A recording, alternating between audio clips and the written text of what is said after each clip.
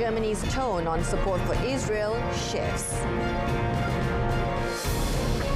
Multiple explosions ripped through Indonesia's ammunition warehouse.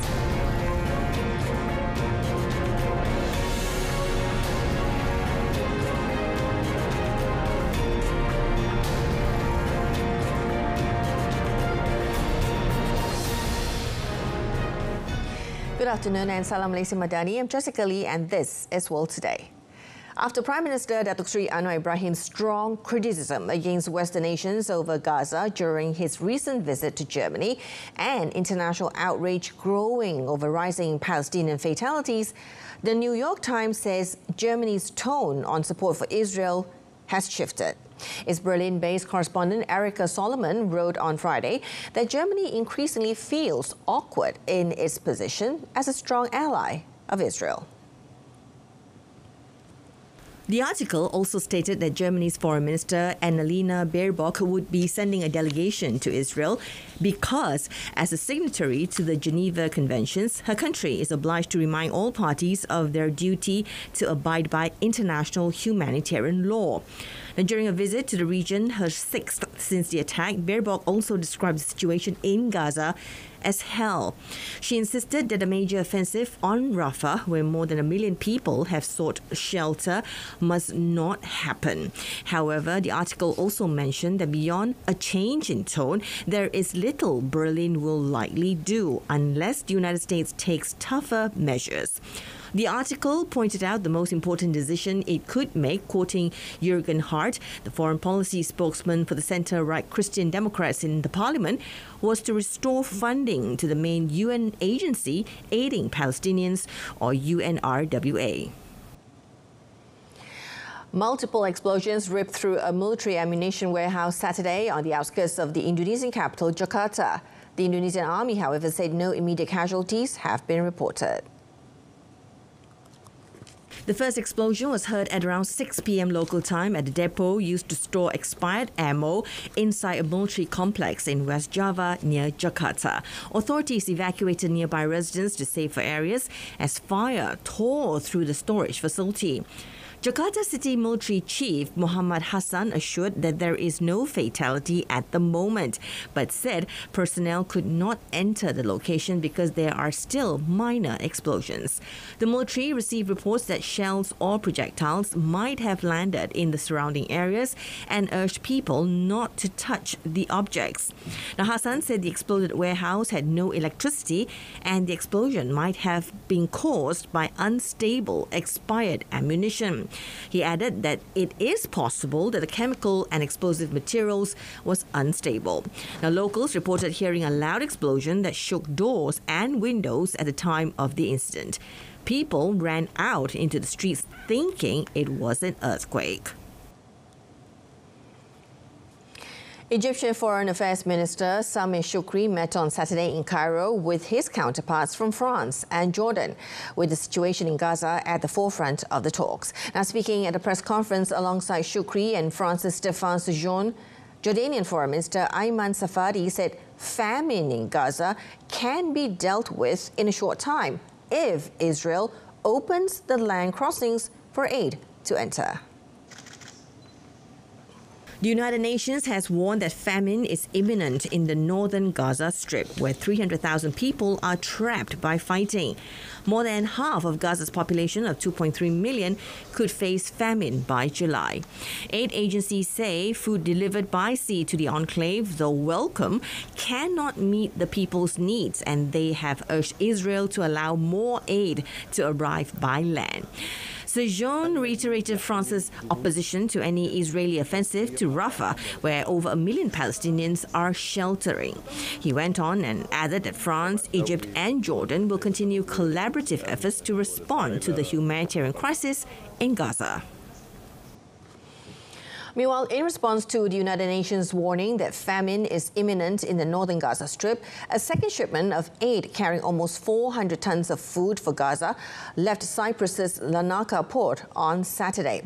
Now, the aid will be taken to Embattled Enclave by a cargo ship, a vessel towing a barge, and a Spanish non-governmental organization ship, Open Arms. It will be the second dispatch of aid via Cyprus, where Cypriot authorities have established a maritime corridor to facilitate pre-screened cargoes arriving directly in the besieged Palestinian enclave. United States-based charity World Central Kitchen, or WCK, arranged the mission with Spain's Open Arms charity, with financing mainly from the United Arab Emirates and support from Cypriot authorities. On its first mission earlier in March, it built a makeshift jetty from rubble to enable offloading of almost 200 tons of food in the enclave, which does not have any port facilities.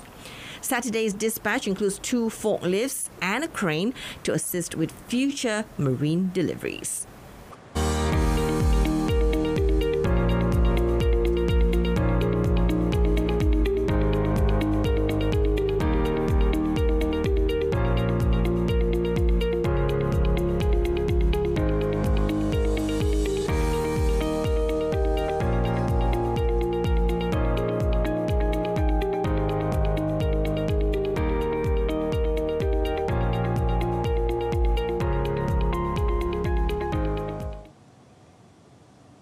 Welcome back.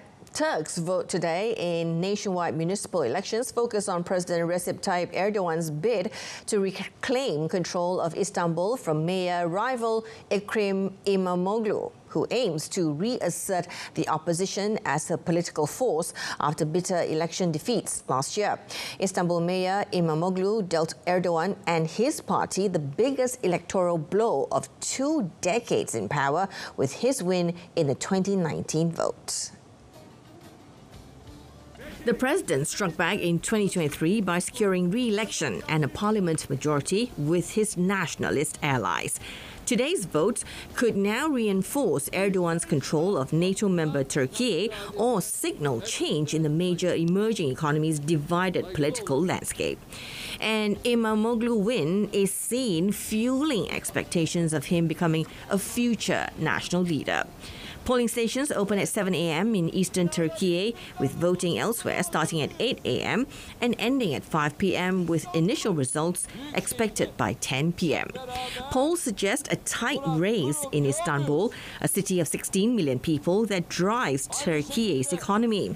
The results are likely to be shaped in part by economic woes driven by rampant inflation near 70% and by voters weighing up the government's performance and their hopes for political change. While the main prize for Erdogan is Istanbul, he also seeks to win back the capital, Ankara. Serbian President Alexander Vučić on Saturday nominated his close ally Milos Vučević to be Prime Minister and to lead a new government through a time of war in Europe and tensions with Kosovo. Now, the nomination comes more than 3 months after their party, the Serbian Progressive Party, or SNS, won the most votes in the national election on the 17th of December last year. Vučević took over leadership of the party after Vučić stepped down last year. A lawyer by profession, Vučević was Deputy Prime Minister and Defence Minister in the government of his predecessor, Ana Brnabić. The ruling party has 113 seats in the 250-seat parliament and will have to seek partners to form a government. The Socialists and the list of the Vojvodina Hungarians, both traditional partners of the SNS, have 13 and 6 deputies respectively. Vučević is expected to form a government in the coming weeks. It will face a difficult task in balancing Serbia's ties with Russia and China against its aspiration to join the European Union. Now, although Serbia, which has candidate status for EU membership, has condemned Russia's invasion of Ukraine at the United Nations, it refused to join sanctions against Moscow. The government will also have to resolve issues with the country's former province of Kosovo, seen as vital for progress in EU membership talks. The Indian Navy said on Saturday that it had freed the 23-strong crew of an Iranian fishing vessel, which was seized by armed pirates of Somalia. It released a video showing the fishing boat surrounded at sea by several smaller boats, along with photographs of what it says are the pirates after being detained on the boat. The Al-Kambar 786 was travelling southwest of the Yemeni island of Socotra in the Arabian Sea on the 28th of March when it was reported to have been boarded by 9 pirates, according to a naval statement on Friday. The vessel was intercepted by the Navy's INS Sumida and INS Trishul, leading to what was described as over 12 hours of intense coercive tactical measures, forcing the pirates to surrender. The Navy said in a separate statement on Saturday that the 9 pirates are being brought to India under the domestic law against piracy on the high seas. India has responded to 18 incidents, deploying 21 ships and 5,000 personnel in rotation, boarding and investigating over 1,000 vessels. Its unprecedented presence has deployed more than a dozen warships some days. Now, the complex process of clearing the wreckage of the Baltimore bridge that collapsed spectacularly this week began with the removal of a first section. Now, Coast Guard Rear Admiral Shannon Gilreath said a huge floating crane capable of lifting loads of more than 100 tons was set to move one fallen section of the Francis Scott Key Bridge, but gave no details on its dimensions. Maryland Governor Wes Moore said the piece in question was not one of those pinning down the massive container ship Dali, which lost power Tuesday and crashed into a bridge pillar, provoking the shockingly quick collapse. Moore said it would take days, but teams would eventually open up a temporary restricted channel, allowing more tugs, barges and other boats to enter the area to accelerate the cleanup operation. For now, shipping traffic is at a standstill, affecting thousands of shippers, port workers and thousands of people who normally use the bridge each day. Removing the twisted steel remnants of the bridge and freeing the Dali is a top priority for local authorities, who say the collapse could have a major impact on the regional economy for years. At least 8,000 workers on the docks have jobs that have been directly affected by the collapse.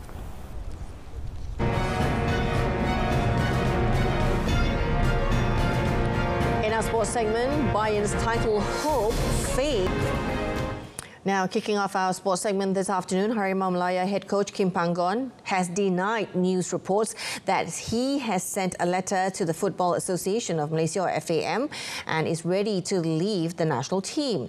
Now, the 54-year-old South Korean said he did not send any such letter to the national governing body and remains committed to coach the team until the end of his contract.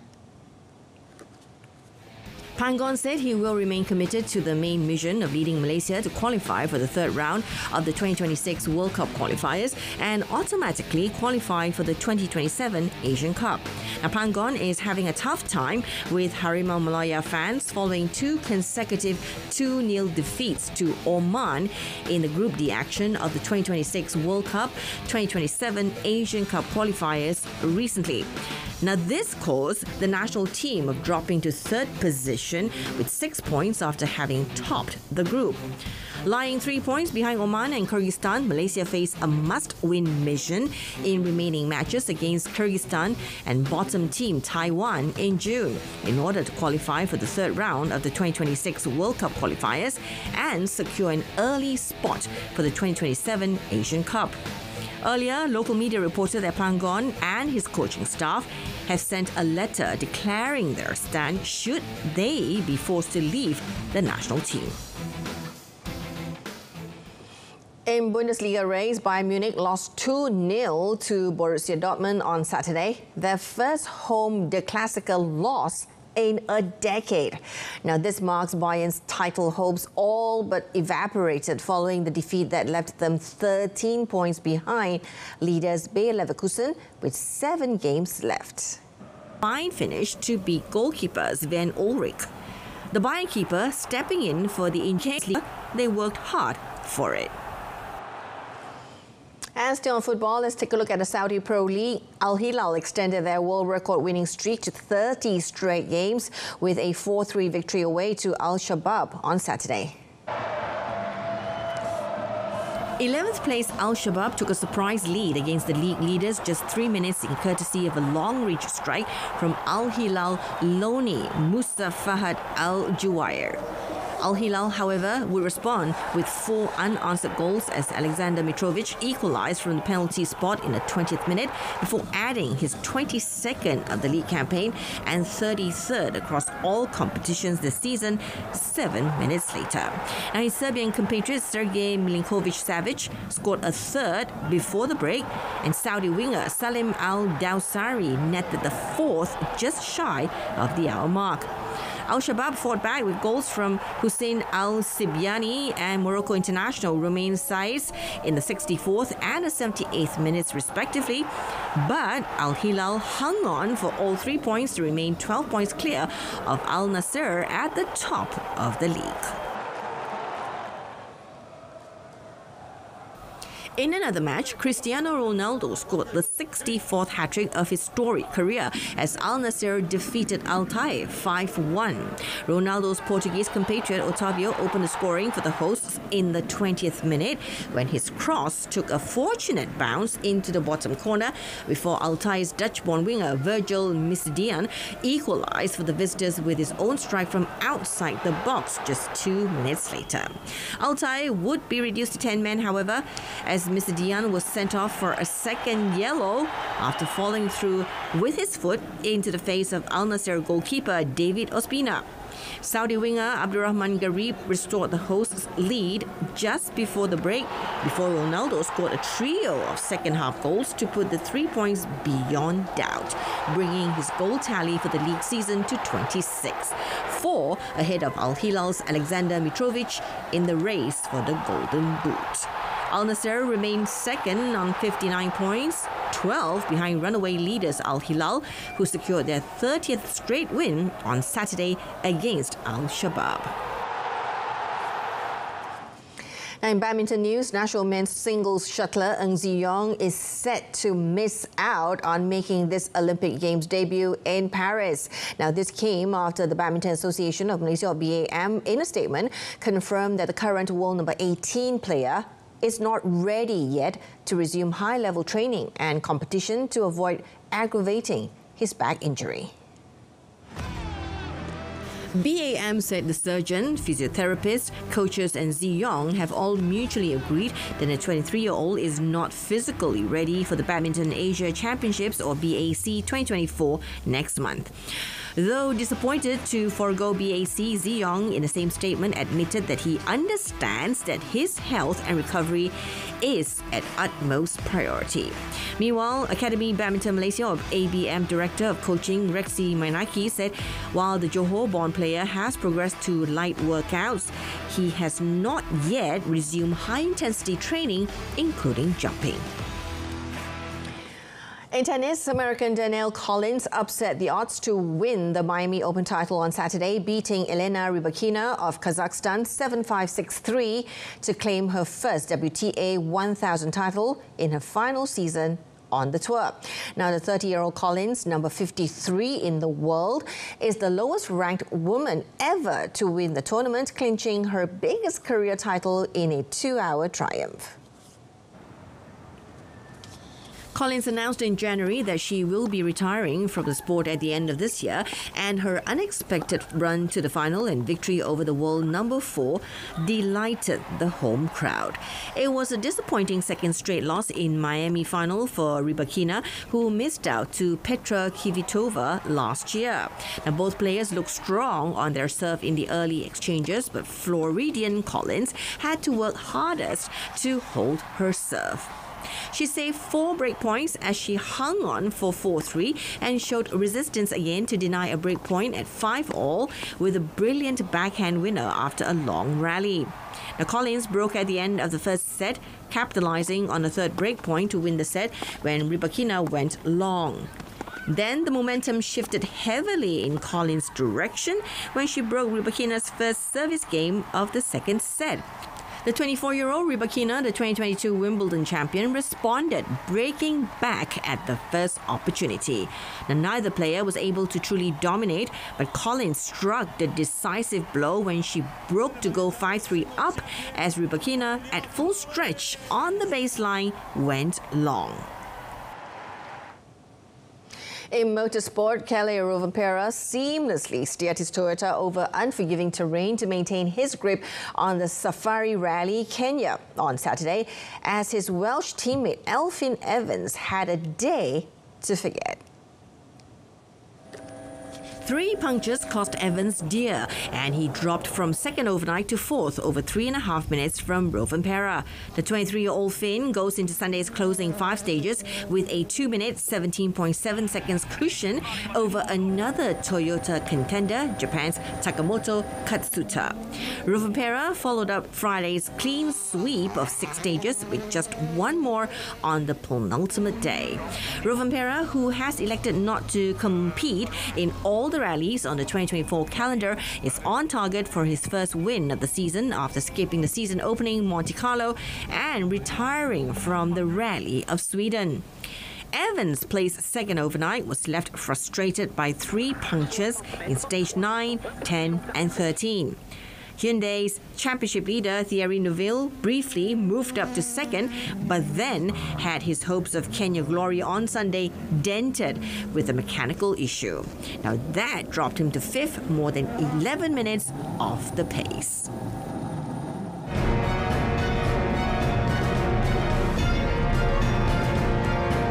Up next in our offbeat segment, ticking savory stories await you.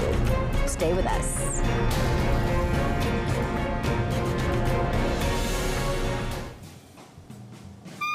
Some 366 clocks cover the walls in the living room of 76-year-old Werner Stegbark's apartment in Munich, the hall from a life spent crisscrossing the globe. The yearly move to daylight saving time is a busy period for the pensioner, who has to manually adjust every one of his timepieces. Now, his collection includes not just classical mechanical clocks, but a few digital models with LED displays. Each timepiece is set to a slightly different time to avoid them striking in unison at the top of every hour. Now, all the same, the room is filled with the sounds of ticking and the intermittent whistle of a cuckoo. The retiree travels less now, but still shops for clocks online or in the local antique shops. His initial goal to have a clock for every day of the year, which was a target of 366 for leap years, was reached long ago. Excess items in his collection are kept in the basement.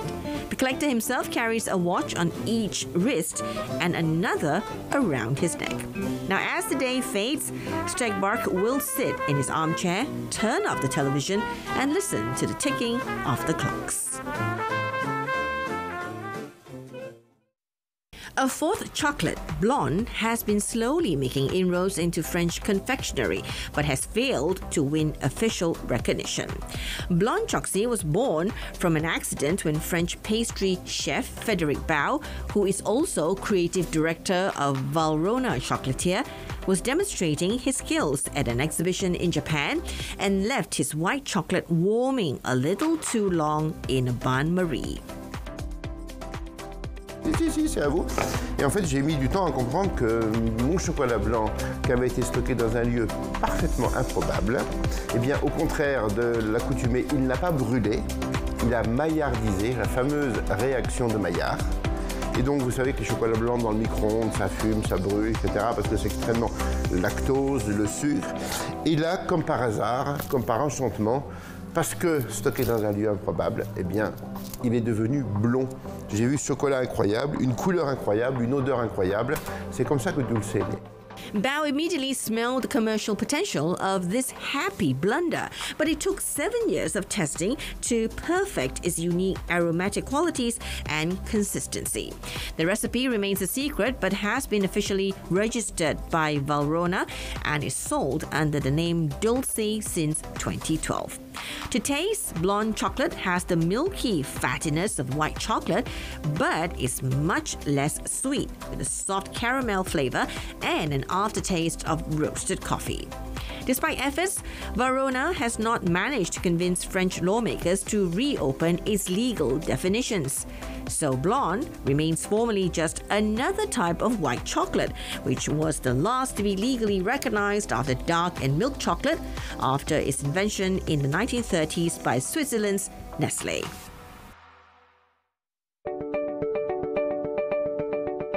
When Yasushi Sasaki moved from Japan to Belgium at the age of 19, he spoke not a word of French and had no clue what to do with his life. Last month, at the age of 52, he was named Brussels Chocolatier of the Year by the prestigious Gold and Milo Food Guide. No small triumph in a country that considers itself the homeland of chocolate. Chocolat, mais c'est ma vie. Comme le moment que j'ai choisi le métier, pour moi, c'est toute ma vie. C'est vrai que c'est un hobby, métier, et plaisir, loisir et tout. Originally from Nara, near the city of Osaka, Sasaki draws inspiration from his homeland, but with a light touch, as not all Japanese flavors sit well with the chocolate ganache or praline.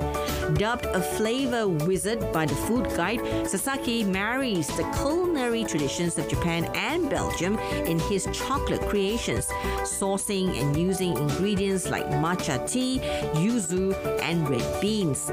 Sasaki selects his suppliers with care, like the green tea, for instance, comes from Kyoto, where he orders directly from a cousin who works in the sector. With cocoa prices soaring, he is also careful to control costs.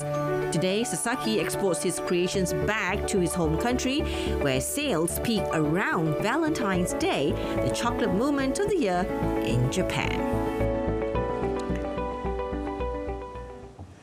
And that's a wrap for this afternoon. In our top story, Germany's tone on support for Israel shifts following PM's visit and international outrage. Do join us again this evening on TV1 and Solar and Berita RTM for more news at 8:30 p.m. I'm Jessica Lee. From the river to the sea, Palestine will be free. Bye for now.